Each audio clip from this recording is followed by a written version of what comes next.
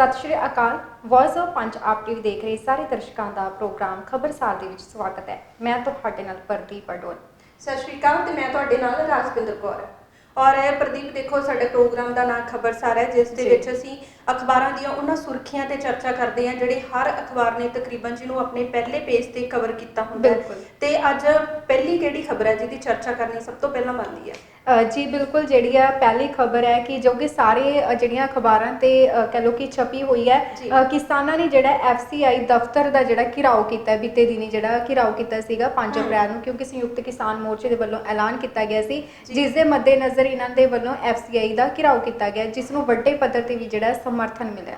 ਬਿਲਕੁਲ ਪ੍ਰਦੀਪ, ਔਰ ਆਪਾਂ ਦੇਖ ਸਕਦੇ ਹਾਂ ਕਿ ਹਰ ਅਖਬਾਰ ਨੇ ਤਕਰੀਬਨ ਇਹ ਖਬਰ ਨੂੰ ਕਵਰ ਕੀਤਾ, ਜਿਸ ਦੇ ਵਿੱਚ ਜਿਹੜਾ ਇਹ ਕੱਲ ਉਹਨਾਂ ਨੇ FCI ਦਫ਼ਤਰ ਦਾ ਘਿਰਾਓ ਕੀਤਾ, ਉਹਨਾਂ ਨੂੰ ਵੱਡੇ ਪੱਧਰ ਤੇ ਜਿਹੜਾ ਸਮਰਥਨ ਮਿਲਿਆ।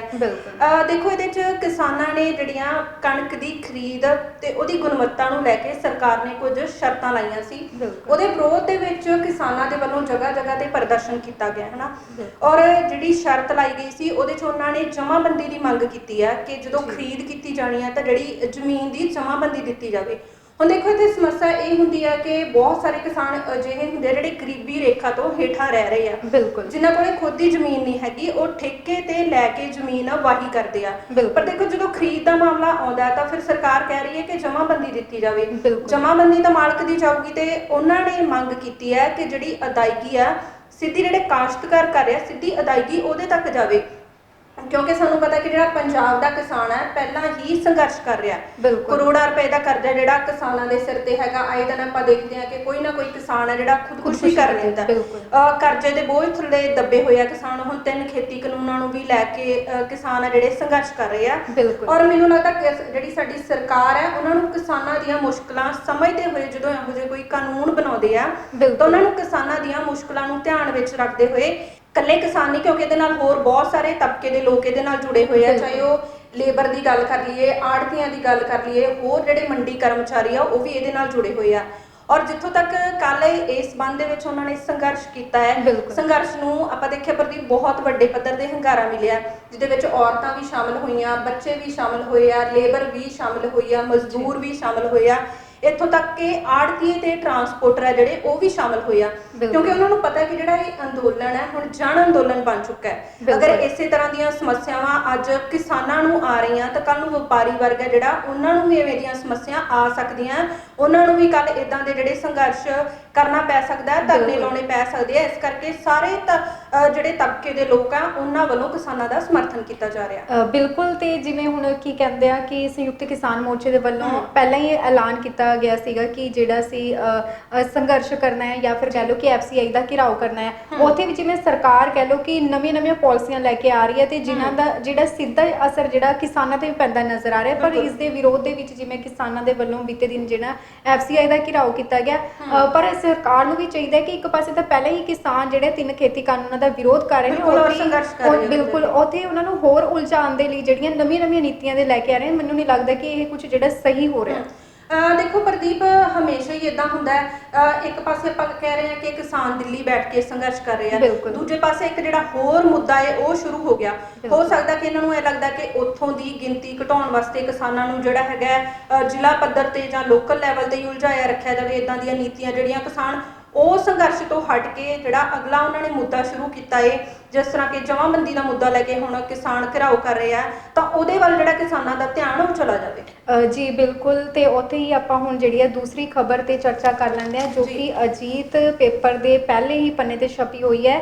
ਇਹ ਹੈ ਕਿ ਜਿਵੇਂ ਹੁਣ ਸਿਆਸੀ ਕਹਿ ਲਓ ਕਿ ਪਾਰਟੀਆਂ ਨੇ ਉਹ ਆਪਣੇ ਪੱਧਰ ਤੇ ਕਹਿ ਲਓ ਕਿ ਰੈਲੀਆਂ ਕਰ ਰਹੀਆਂ ਨੇ, ਜਿਵੇਂ ਹੁਣ ਇਲੈਕਸ਼ਨਸ ਨੇੜੇ ਆ ਰਹੀਆਂ ਨੇ। ਉੱਥੇ ਹੀ ਸੁਖਬੀਰ ਸਿੰਘ ਬਾਦਲ ਜਿਹੜੇ ਸ਼੍ਰੋਮਣੀ ਅਕਾਲੀ ਦਲ ਦੇ ਪ੍ਰਧਾਨ ਨੇ, ਉਹਨਾਂ ਦੇ ਵੱਲੋਂ ਜਿਹੜੀ ਰੈਲੀ ਕੀਤੀ ਗਈ ਹੈ। ਇਸ ਦੇ ਵਿੱਚ ਉਹਨਾਂ ਦਾ ਕਹਿਣਾ ਹੈ ਕਿ ਭਾਈਚਾਰਕ ਸਾਂਝ, ਅਮਨ ਸ਼ਾਂਤੀ ਤੇ ਵਿਕਾਸ ਦੇ ਏਜੰਡੇ ਤੇ ਉਹ ਚੋਣਾਂ ਲੜਨਗੇ।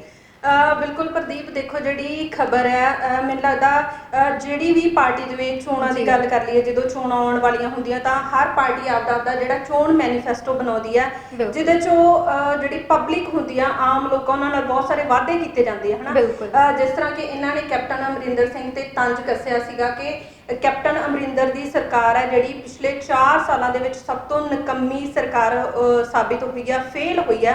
ਬਿਲਕੁਲ, ਕਿਉਂਕਿ ਜਦੋਂ ਕੈਪਟਨ ਸਰਕਾਰ ਸੱਤਾ ਦੇ ਵਿੱਚ ਆਈ ਸੀ ਤਾਂ ਉਹਨੇ ਵੀ ਆਪਣੇ ਚੋਣ ਮੈਨੀਫੈਸਟੋ ਦੇ ਵਿੱਚ ਬਹੁਤ ਸਾਰੇ ਵਾਅਦੇ ਲੋਕਾਂ ਦੇ ਨਾਲ ਕੀਤੇ ਸੀ, ਜਿਹਦੇ 'ਚ ਉਹਨਾਂ ਨੇ ਕਿਹਾ ਸੀ ਕਿ ਘਰ ਘਰ ਰੁਜ਼ਗਾਰ ਦਿੱਤਾ ਜਾਊਗਾ, ਨਸ਼ਿਆਂ ਦਾ ਖਾਤਮਾ ਕੀਤਾ ਜਾਊਗਾ, ਰੇਤ ਮਾਫੀਆ ਨੂੰ ਖਤਮ ਕੀਤਾ ਜਾਊਗਾ, ਜਿਹੜੀ ਬਿਜਲੀ ਦੀ ਯੂਨਿਟ ਹੈ 2.5 ਰੁਪਏ ਪਰ ਯੂਨਿਟ ਲੈ ਕੇ ਜਿਹੜੀ ਅੱਗੇ 8 ਜਾਂ 10 ਰੁਪਏ ਦਿੱਤੀ ਜਾਂਦੀ ਆ ਉਹਨੂੰ ਘਟਾਇਆ ਜਾਊਗਾ। ਕੈਪਟਨ ਸਰਕਾਰ ਵੀ ਜਿਵੇਂ ਆਪਣੇ ਵਾਅਦੇ ਉਹ ਪੂਰੇ ਨਹੀਂ ਕਰ ਪਾਈ ਤੇ ਉਸ ਤੋਂ ਪਹਿਲਾਂ ਜੇ ਆਪਾਂ ਦੇਖੀਏ ਜਦੋਂ ਅਕਾਲੀ ਦਲ ਦੀ ਸਰਕਾਰ ਸੀਗੀ ਤੇ ਉਹਨਾਂ ਨੇ ਵੀ ਨਸ਼ਿਆਂ ਤੇ ਗੱਲ ਕੀਤੀ ਸੀਗੀ ਕਿ ਨਸ਼ਿਆਂ ਨੂੰ ਖਤਮ ਕੀਤਾ ਜਾਊਗਾ, ਘਰ ਘਰ ਰੁਜ਼ਗਾਰ ਦਿੱਤਾ ਜਾਊਗਾ, ਤੇ ਉਹ ਵੀ ਆਪਣੇ ਜਿਹੜੇ ਵਾਅਦੇ ਪੂਰੇ ਨਹੀਂ ਕਰ ਪਾਈ। ਇਸ ਤੋਂ ਅੰਦਾਜ਼ਾ ਇਹ ਲਾਇਆ ਜਾ ਸਕਦਾ ਕਿ ਜਦੋਂ ਵੀ ਚੋਣਾਂ ਆਉਂਦੀਆਂ ਤਾਂ ਹਰ ਪਾਰਟੀ ਆਪਦੇ ਆਪ ਨੂੰ ਮਜ਼ਬੂਤ ਸਾਬਿਤ ਕਰਨ ਲਈ, ਲੋਕਾਂ ਨੂੰ ਆਪਦੇ ਨਾਲ ਜੋੜਨ ਲਈ, ਤਾਂ ਕਿ ਜਿਹੜੀਆਂ ਅਗਲੀਆਂ ਚੋਣਾਂ ਉਹਨਾਂ ਤੇ ਉਹ ਜਿੱਤ ਪ੍ਰਾਪਤ ਕਰ ਸਕਣ। ਇਸ ਤਰ੍ਹਾਂ ਦੀ ਗੱਲ ਕੀਤੀ ਜਾਂਦੀ ਹੈ, ਇੱਕ ਦੂਜੀ ਪਾਰਟੀ ਦੇ ਉੱਪਰ ਦੂਸ਼ਣਬਾਜ਼ੀ ਲਗਾਈ ਜਾਂਦੀ ਹੈ। ਅਗਰ ਕਾਂਗਰਸ ਦੀ ਗੱਲ ਕਰੀਏ ਤਾਂ ਕਾਂਗਰਸ ਅਕਾਲੀ ਦਲ ਨੂੰ ਮਾੜਾ ਕਹੂਗਾ, ਜੇ ਅਕਾਲੀ ਦਲ ਦੀ ਗੱਲ ਕਰੀਏ ਤਾਂ ਉਹ ਕਾਂਗਰਸ ਦੇ ਕੁਝ ਮੁੱਦੇ ਲੈ ਕੇ ਉਹਨਾਂ ਤੇ ਟਿੱਪਣੀ ਕਰੂਗਾ ਕਿ ਕਾਂਗਰਸ ਇੱਥੇ ਫੇਲ ਹੋਈ ਆ, ਕਾਂਗਰਸ ਉੱਥੇ ਫੇਲ ਹੋਈ ਆ।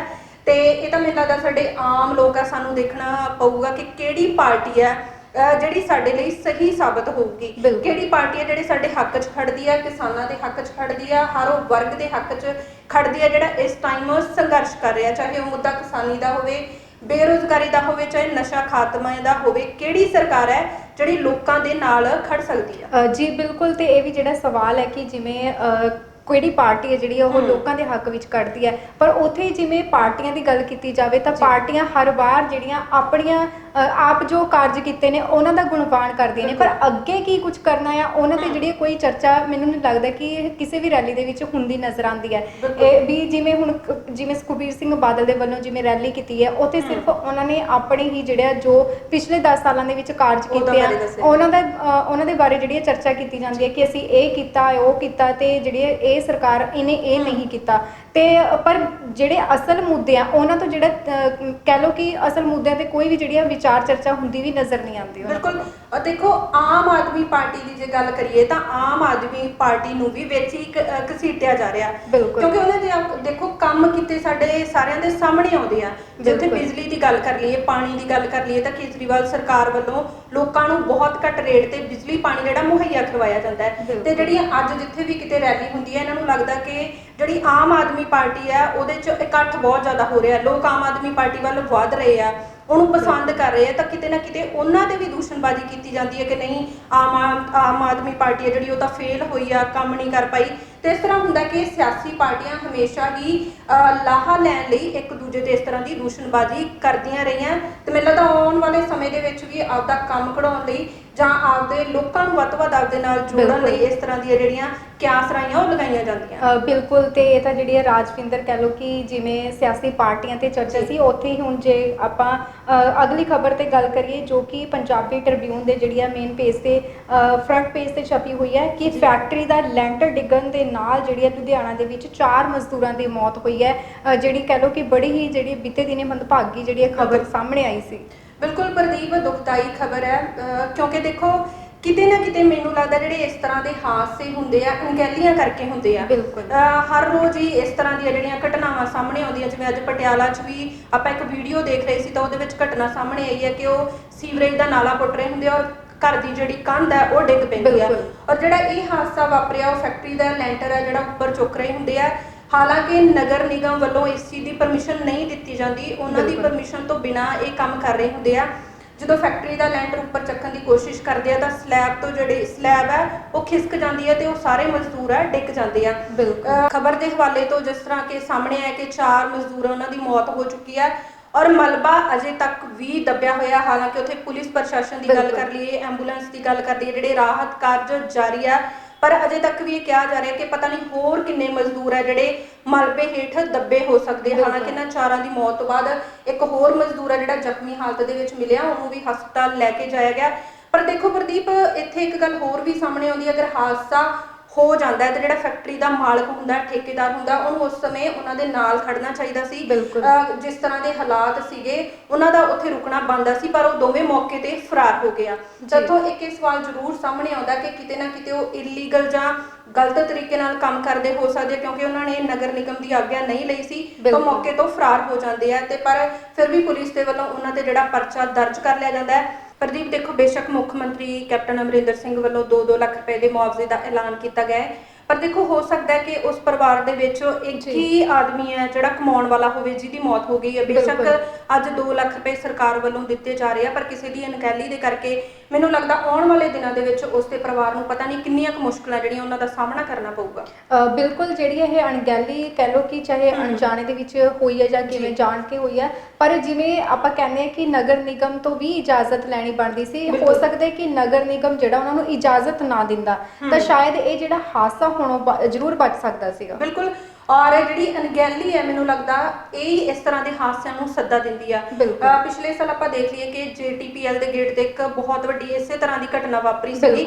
ਉਹਦਾ ਗੇਟ ਡਿੱਗਦਾ ਤੇ ਬਹੁਤ ਸਾਰੇ ਮਜ਼ਦੂਰ ਆ ਜਿਹੜੇ ਦੱਬ ਕੇ ਮਲਬੇ ਦੇ ਥੱਲੇ ਕੁਚਲ ਕੇ ਉਹ ਮਰ ਜਾਂਦੇ ਆ। ਤੇ ਇਸ ਤਰ੍ਹਾਂ ਦੀਆਂ ਜਿਹੜੀਆਂ ਘਟਨਾਵਾਂ ਹੁੰਦੀਆਂ ਹੈ, ਸਰਕਾਰ ਨੂੰ ਜਾਂ ਨਗਰ ਨਿਗਮ ਜਿਸ ਤਰ੍ਹਾਂ ਉਹਦੀ ਜ਼ਿੰਮੇਵਾਰੀ ਆ, ਉਹਨਾਂ ਨੂੰ ਇਹਨਾਂ ਵੱਲ ਧਿਆਨ ਦੇਣਾ ਚਾਹੀਦਾ। ਅਗਰ ਕਿਤੇ ਵੀ ਅਣਗਹਿਲੀ ਹੁੰਦੀ ਹੈ ਤਾਂ ਉਹ ਜਿਹੜਾ ਫੈਕਟਰੀ ਦਾ ਮਾਲਕ ਕਹਿ ਲਓ ਜਾਂ ਠੇਕੇਦਾਰ ਉਸ ਸਮੇਂ ਕੰਮ ਕਰਦਾ ਹੈ ਤਾਂ ਉਹਨਾਂ ਤੇ ਜ਼ਰੂਰ ਐਕਸ਼ਨ ਲੈਣਾ ਚਾਹੀਦਾ। ਜੀ ਬਿਲਕੁਲ। ਤੇ ਉੱਥੇ ਜੇ ਆਪਾਂ ਹੁਣ ਅਗਲੀ ਖਬਰ ਦੀ ਗੱਲ ਕਰੀਏ, ਜਿਵੇਂ ਹੁਣ ਪਤਾ ਹੈ ਕਿ ਜਿਹੜਾ ਅੰਦੋਲਨ ਨੂੰ ਤੇਜ਼ ਕਰਨ ਦੇ ਲਈ ਮਹਾਪੰਚਾਇਤਾਂ ਕੀਤੀਆਂ ਜਾ ਰਹੀਆਂ ਨੇ, ਉੱਥੇ ਹੀ ਗੁਜਰਾਤ ਦੇ ਵਿੱਚ ਗਾਂਧੀ ਨਗਰ ਦੇ ਘਿਰਾਓ ਕਰਨ ਦਾ ਜਿਹੜਾ ਸਮਾਂ ਆਇਆ ਹੈ, ਰਾਕੇਸ਼ ਟਿਕੈਤ ਜਿਹੜੇ ਕਿਸਾਨ ਆਗੂ ਕਹਿੰਦੇ ਵੀ ਨਜ਼ਰ ਆ ਰਹੇ ਨੇ ਉੱਥੇ। ਜੀ, ਔਰ ਦੇਖੋ ਪ੍ਰਦੀਪ, ਜਿਹੜੀ ਖਬਰ ਹੈ ਕਿਉਂਕਿ ਗੁਜਰਾਤ ਦੇ ਕਿਸਾਨ ਹੈ ਅੱਜ ਵੀ ਉਹ ਸਰਕਾਰ ਦੀਆਂ ਨੀਤੀਆਂ ਕਹਿ ਲਓ, ਸਰਕਾਰ ਦੀਆਂ ਪਾਲਿਸੀਆਂ ਕਹਿ ਲਓ, ਉਹਨਾਂ ਦੇ ਥੱਲੇ ਦੱਬੇ ਹੋਏ ਆ। ਅੱਜ ਵੀ ਉਹ ਸਰਕਾਰ ਦੀ ਬੋਲੀ ਬੋਲਣ ਲਈ ਮਜਬੂਰ ਹੈ। ਅੱਜ ਵੀ ਉਹ ਕਹਿ ਰਹੇ ਆ ਕਿ ਸਾਨੂੰ ਫਸਲ ਦੀ ਜਿਹੜੀ ਚੰਗੀ ਅਦਾਇਗੀ ਮਿਲ ਰਹੀ ਹੈ, ਅਸੀਂ ਖੁਸ਼ ਹਾਂ। ਪਰ ਅਸਲ ਦੇ ਵਿੱਚ ਜੇ ਉਹਨਾਂ ਦੇ ਹਾਲਾਤਾਂ ਤੇ ਨਜ਼ਰ ਮਾਰੀਏ ਤਾਂ ਅਜਿਹਾ ਬਿਲਕੁਲ ਵੀ ਨਹੀਂ ਆ, ਉਹ ਬਿਲਕੁਲ ਖੁਸ਼ ਨਹੀਂ ਆ। ਪਿਛਲੇ 2 ਦਿਨਾਂ ਤੋਂ ਰਾਕੇਸ਼ ਟਿਕੈਤ ਗੁਜਰਾਤ ਦੇ ਦੌਰੇ ਤੇ ਗਏ ਆ ਔਰ ਉੱਥੇ ਵੀ ਉਹਨਾਂ ਨੇ, ਕਿਉਂਕਿ ਉੱਥੇ ਕੋਈ ਵੀ ਅੰਦੋਲਨ ਨਹੀਂ ਹੋ ਰਿਹਾ, ਉੱਥੋਂ ਦੇ ਕਿਸਾਨ ਭਾਗ ਨਹੀਂ ਲੈ ਰਹੇ ਕਿਸੇ ਵੀ ਤਰ੍ਹਾਂ ਦੇ ਅੰਦੋਲਨ ਦੇ ਵਿੱਚ, ਔਰ ਰਾਕੇਸ਼ ਟਿਕੈਤ ਨੇ ਉੱਥੇ ਜਾ ਕੇ ਐਲਾਨ ਕੀਤਾ ਕਿ ਉੱਥੋਂ ਟਰੈਕਟਰ ਰੈਲੀ ਹੈ ਜਿਹੜੀ ਉਹਦਾ ਆਯੋਜਨ ਕੀਤਾ ਜਾਊਗਾ ਤੇ ਉੱਥੋਂ ਦੇ ਕਿਸਾਨਾਂ ਨੂੰ ਵੀ ਜਾਗਰੂਕ ਕੀਤਾ ਜਾ ਰਿਹਾ। ਔਰ ਨਾਲ ਦੀ ਨਾਲ ਉਹਨਾਂ ਨੇ ਇਹ ਵੀ ਕਿਹਾ ਕਿ ਜੇ ਪੁਲਿਸ ਵੱਲੋਂ ਕਿਸੇ ਵੀ ਤਰ੍ਹਾਂ ਦੀ ਕੋਈ ਸਮੱਸਿਆ ਪੈਦਾ ਕੀਤੀ ਗਈ, ਬੈਰੀਕੇਡਿੰਗ ਕੀਤੀ ਗਈ, ਬੈਰੀਕੇਡ ਲਗਾਏ ਗਏ ਤਾਂ ਉਹਨਾਂ ਨੂੰ ਵੀ ਤੋੜ ਕੇ ਉਹ ਹਰ ਹਾਲਤ ਦੇ ਵਿੱਚ ਜਿਹੜੇ ਉੱਥੋਂ ਦੇ ਕਿਸਾਨ ਹੈ ਉਹਨਾਂ ਨੂੰ ਨਿਆਂ ਦਿਵਾਉਣਗੇ। ਉਹਨਾਂ ਨੂੰ ਵੀ ਜਿਹੜਾ ਆਪਣੀਆਂ ਕਹਿ ਲਓ ਕਿ ਉਹਨਾਂ ਦੇ ਹੱਕ ਹੈ ਜਿਹੜੇ ਜਾਂ ਇਸ ਅੰਦੋਲਨ ਲਈ ਉਹ ਜਾਗਰੂਕ ਕਰਨਗੇ। ਜੀ ਬਿਲਕੁਲ। ਦੇਖੋ, ਜਿਵੇਂ ਹੁਣ ਅੰਦੋਲਨ ਚੱਲ ਰਿਹਾ ਹੈ ਖੇਤੀ ਕਾਨੂੰਨਾਂ ਨੂੰ ਲੈ ਕੇ, ਉੱਥੇ ਹੀ ਜਿਵੇਂ ਵੱਡੇ ਪੱਧਰ ਤੇ ਇਸ ਅੰਦੋਲਨ ਨੂੰ ਜਿਹੜਾ ਸਾਥ ਮਿਲ ਰਿਹਾ ਤੇ ਕਿਸਾਨ ਜਿਹੜੇ ਆ ਕਹਿ ਲਓ ਕਿ ਮਹਾਪੰਚਾਇਤਾਂ ਕਰ ਰਹੇ ਨੇ, ਜਿਨ੍ਹਾਂ ਨੂੰ ਕਹਿ ਲਓ ਕਿ ਉਹਨਾਂ ਦੇ ਵਿੱਚ ਵੀ ਕਿੰਨੀ ਜਿਹੜੀਆਂ ਵੱਡੇ ਪੱਧਰ ਤੇ ਜਿਹੜੇ ਕਿਸਾਨ ਪਹੁੰਚਦੇ ਨਜ਼ਰ ਆਉਂਦੇ ਨੇ ਉੱਥੇ ਹੀ। ਪਰ ਸਾਡੇ ਜਿਹੜੇ ਦੇਸ਼ ਦੇ ਵਿੱਚ ਕੁਝ ਸੂਬੇ ਕਹਿ ਲਓ ਕਿ ਅਜਿਹੇ ਨੇ ਜਿਨ੍ਹਾਂ ਦੇ ਵਿੱਚ ਹਲੇ ਲੋਕ ਜਾਂ ਕਹਿ ਲਓ ਕਿ ਉਸ ਤਰੀਕੇ ਦੇ ਨਾਲ ਕਿਸਾਨ ਜਾਗਰੂਕ ਹੀ ਨਹੀਂ ਹੈ ਕਿ ਸਾਡੇ ਹੱਕਾਂ ਦੀ ਲੜਾਈ ਜਿਹੜੀ ਸਾਡੇ ਦੇਸ਼ ਦੀ ਰਾਜਧਾਨੀ ਹੈ ਦਿੱਲੀ, ਉਹਨਾਂ ਦੇ ਬਰੂਹਾਂ ਤੇ ਚੱਲ ਰਹੀ ਹੈ। ਬਿਲਕੁਲ। ਔਰ ਪ੍ਰਦੀਪ ਦੇਖੋ, ਜਾਗਰੂਕ ਨਹੀਂ ਆ, ਪਰ ਇੱਥੇ ਮੈਨੂੰ ਇਹ ਲੱਗਦਾ ਕਿ ਵੀ ਹੋ ਸਕਦਾ ਕਿ ਸਰਕਾਰ ਦਾ ਉਹਨਾਂ ਤੇ ਪ੍ਰੈਸ਼ਰ ਹੀ ਇੰਨਾ ਜ਼ਿਆਦਾ ਹੋਵੇ ਜਾਂ ਉਹਨਾਂ ਨੂੰ ਕੋਈ ਗਾਈਡ ਕਰਨ ਵਾਲਾ ਕੋਈ ਨੇਤਾ ਜਾਂ ਉਹਨਾਂ ਨੂੰ ਜਾਗਰੂਕ ਕਰਨ ਵਾਲਾ ਕੋਈ ਨਹੀਂ ਹੋਊਗਾ। ਪਰ ਹੁਣ ਜਿਸ ਤਰ੍ਹਾਂ ਕਿ ਰਾਕੇਸ਼ ਟਿਕੈਤ ਜੀ ਉੱਥੇ ਪਹੁੰਚੇ ਆ, ਉਹਨਾਂ ਦੁਆਰਾ ਉੱਥੋਂ ਦੇ ਕਿਸਾਨਾਂ ਨੂੰ ਜਾਗਰੂਕ ਕੀਤਾ ਜਾ ਰਿਹਾ, ਤਾਂ ਉਮੀਦ ਕਰਦੇ ਆ ਕਿ ਉਹ ਕਿਸਾਨ ਹੈ ਜਿਹੜੇ ਗੁਜਰਾਤ ਦੇ ਕਿਸਾਨ ਹੈ ਉਹਨਾਂ ਦੇ ਵਿੱਚ ਵੀ ਕ੍ਰਾਂਤੀ ਆਊਗੀ ਔਰ ਉਹ ਵੀ ਇਸ ਸੰਘਰਸ਼ ਦਾ ਹਿੱਸਾ ਬਣਨਗੇ। ਜੀ ਬਿਲਕੁਲ। ਤੇ ਜਿਹੜਾ ਇਹ ਕਹਿ ਲਓ ਕਿ ਅੰਦੋਲਨ ਨੂੰ ਲੈ ਕੇ ਜਿਹੜਾ ਕਿਸਾਨਾਂ ਦੇ ਵੱਲੋਂ ਨਵੇਂ ਉਪਰਾਲੇ ਕੀਤੇ ਜਾ ਰਹੇ ਨੇ ਤੇ ਉੱਥੇ ਹੀ ਨਵੀਆਂ ਪਹਿਲਾਂ ਕੀਤੀਆਂ ਜਾ ਰਹੀਆਂ ਨੇ ਤਾਂ ਜੋ ਕਿਸਾਨਾਂ ਨੂੰ ਜਿਹੜਾ ਹੋਰ ਜਾਗਰੂਕ ਕੀਤਾ ਜਾਵੇ, ਉਹਨਾਂ ਦੇ ਹੱਕਾਂ ਪ੍ਰਤੀ ਜਿਹੜਾ ਆਵਾਜ਼ ਜਿਹੜੀ ਉਠਾਉਣ ਦੇ ਲਈ ਉਹਨਾਂ ਦੇ ਵਿੱਚ ਜੋਸ਼ ਭਰਿਆ ਜਾਵੇ। ਪ੍ਰਦੀਪ, ਖਬਰਾਂ ਤੇ ਚਰਚਾ ਤਾਂ ਆਪਾਂ ਹੋਰ ਵੀ ਕਰਨਾ ਚਾਹੁੰਦੇ ਸੀ, ਪਰ ਸਾਡੇ ਜਿਹੜਾ ਪ੍ਰੋਗਰਾਮ ਦਾ ਸਮਾਂ ਇੱਥੇ ਹੀ ਖਤਮ ਹੁੰਦਾ। ਪਰ ਇਸ ਵਾਅਦੇ ਦੇ ਨਾਲ ਕਿ ਕੱਲ ਫਿਰ ਅਖਬਾਰਾਂ ਦੀਆਂ ਨਵੀਆਂ ਸੁਰਖੀਆਂ ਦੇ ਨਾਲ ਹਾਜ਼ਰ ਹੋਵਾਂਗੇ, ਉਹਨਾਂ ਤੇ ਚਰਚਾ ਕਰਾਂਗੇ। ਤੇ ਪ੍ਰਦੀਪ, ਜਿਸ ਤਰ੍ਹਾਂ ਕਿ ਅਸੀਂ ਕੋਸ਼ਿਸ਼ ਕਰਦੇ ਹਾਂ ਕਿ ਕਿਸਾਨੀ ਅੰਦੋਲਨ ਨਾਲ ਜੁੜੀ ਹਰ ਅਪਡੇਟ, ਕਿਸਾਨੀ ਅੰਦੋਲਨ ਨਾਲ ਨਹੀਂ ਹਰ ਮੁੱਦੇ ਨਾਲ ਜੁੜੀ ਅਪਡੇਟ ਤੁਹਾਡੇ ਤੱਕ ਪਹੁੰਚਾਉਣ ਦੀ ਕੋਸ਼ਿਸ਼ ਕਰਦੇ ਹਾਂ। ਇਸ ਕਰਕੇ ਸਾਡੇ YouTube ਚੈਨਲ ਤੇ Facebook ਚੈਨਲ ਨੂੰ ਜ਼ਰੂਰ ਲਾਈਕ ਕਰ ਦਿਓ, ਸਬਸਕ੍ਰਾਈਬ ਕਰ ਦਿਓ ਤੇ ਕੱਲ ਫਿਰ ਤੁਹਾਡੇ ਸਾਹਮਣੇ ਹਾਜ਼ਰ ਹੋਵਾਂਗੇ। ਤਦ ਤੱਕ ਲਈ ਤੁਸੀਂ ਦੇਖਦੇ ਰਹੋ ਵੌਇਸ ਆਫ ਪੰਜਾਬ TV। ਸਤਿ ਸ਼੍ਰੀ ਅਕਾਲ।